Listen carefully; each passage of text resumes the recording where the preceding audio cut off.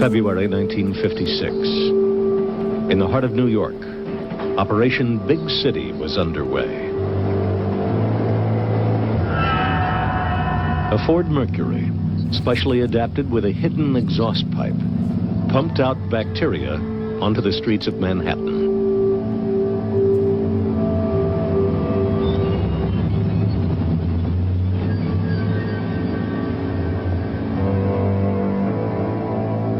Undercover agents entered the city's subway system, their cases equipped with tiny motors, which covertly dispersed the bacteria Bacillus globuli.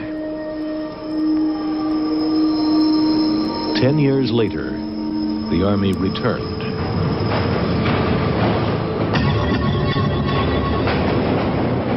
Light bulbs filled with bacteria were dropped in front of trains and down ventilation shafts to test how far the bacteria would spread through the subway system.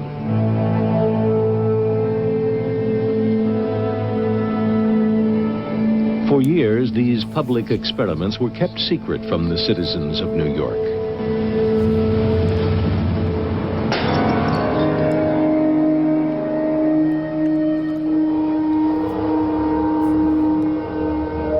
The Army faithfully filmed its own experiments.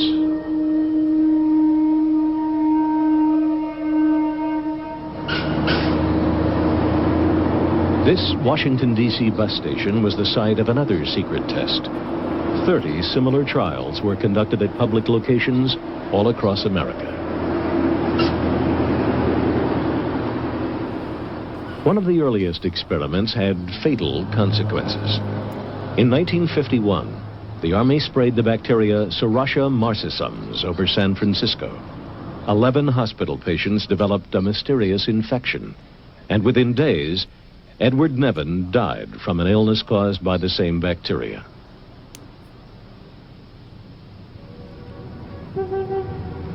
In 1953, CIA employee Frank Olson leaped through his bedroom window on the 10th floor of this New York hotel.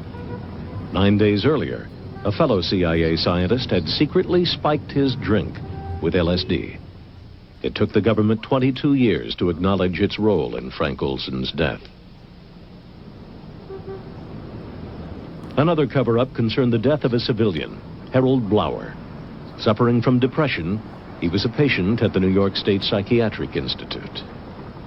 There, he and 5 other patients were unwittingly tested with mind-altering drugs by doctors who'd signed a secret contract with the U.S. Army. Again, it was more than 20 years before his family discovered the truth.